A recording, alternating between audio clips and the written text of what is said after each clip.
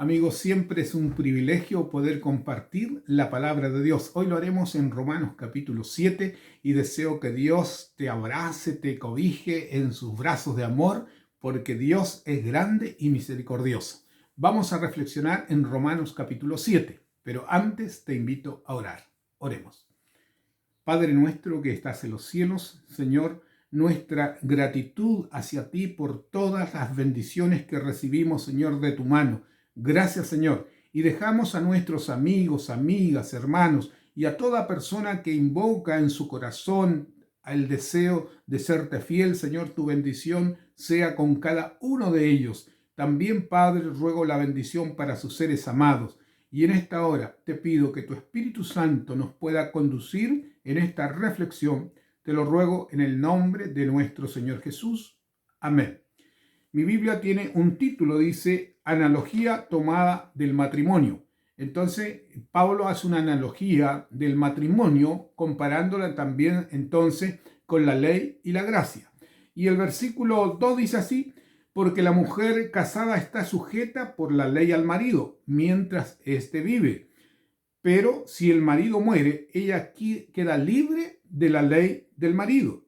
Así que si en vida del marido se uniere a otro varón, será llamada adúltera. Pero si su marido muriese, es libre de esa ley, de tal manera que si se uniere a otro marido, no será adúltera. Entonces es muy claro aquí. Mientras ambos vivieren, si ella se une a otro varón, será llamada adúltera. Pero si murió su marido y se une a otro varón, no será llamada adúltera, quedará libre de la ley del marido. Ahora bien, el versículo 4 dice lo siguiente: así también vosotros, hermanos míos, habéis muertos a la ley mediante el cuerpo de Cristo, para que seáis de otro, del que resucitó de los muertos, a fin de que llevemos frutos para Dios. Nosotros morimos cuando nos entregamos a través del bautismo, entonces muerte, sepultura y resurrección. Entonces ahora pertenecemos a Cristo.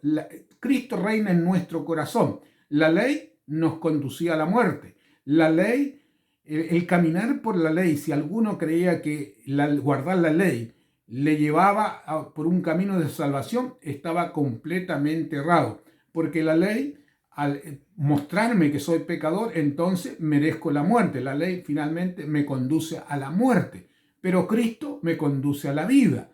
Y luego dice el versículo 5, porque mientras estábamos en la carne, las pasiones pecaminosas que eran por la ley obraban en nuestros miembros, llevando fruto para muerte, creyendo que estábamos guardando la ley. Claro, exteriormente podía haber sido, pero espiritualmente no, porque la ley nos muestra que somos pecadores y más aún nos muestra la grandiosidad del pecado.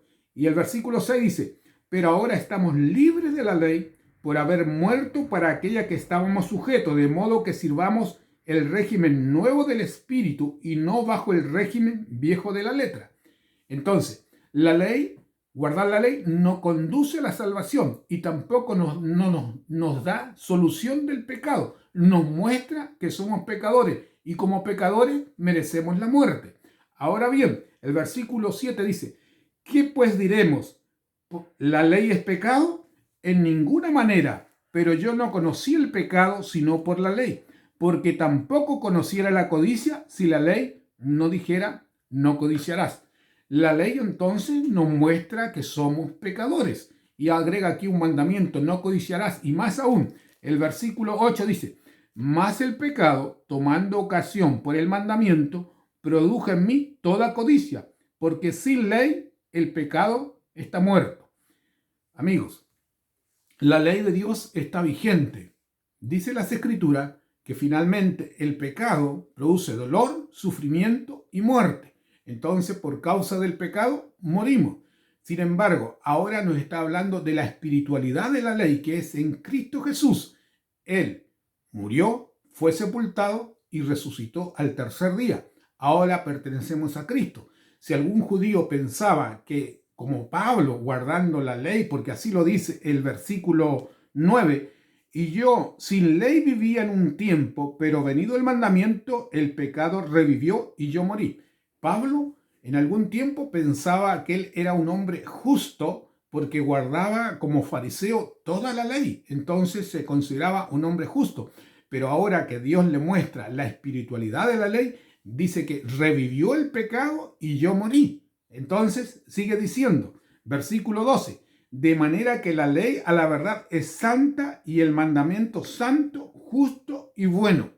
¿Por qué? Porque el pecado, dice, tomando ocasión por el mandamiento, me engañó y por él me mató. El pecado me engañó.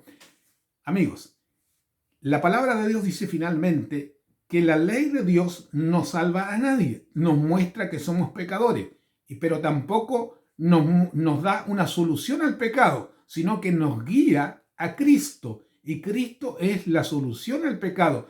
Todo aquel que acepta a Cristo como su Salvador, como su Redentor, es limpiado de pecado. Y más, la promesa de vida eterna es para aquel que acepta a Cristo en su corazón.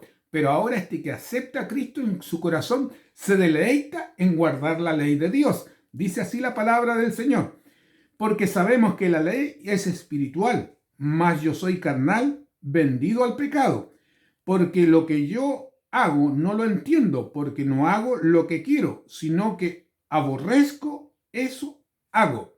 Entonces, la Biblia y muestra el apóstol Pablo que él quiere hacer lo bueno, pero no lo hace. Hace lo que aborrece. ¿Por qué? Porque su cuerpo, su miembro, es vendido al pecado. Hay una lucha en nuestro interior, en el hombre interior.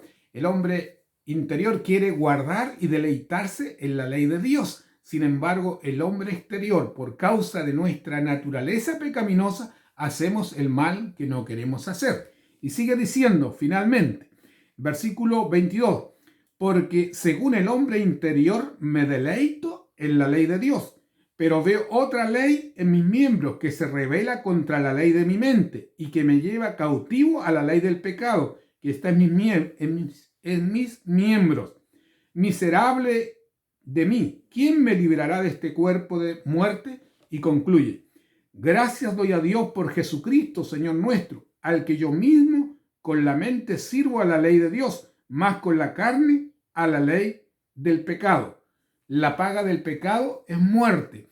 Por eso que existen los cementerios, porque el hombre pecador finalmente muere, pero aquel que muere creyendo en Cristo entonces será resucitado y será heredero y coheredero de la vida eterna.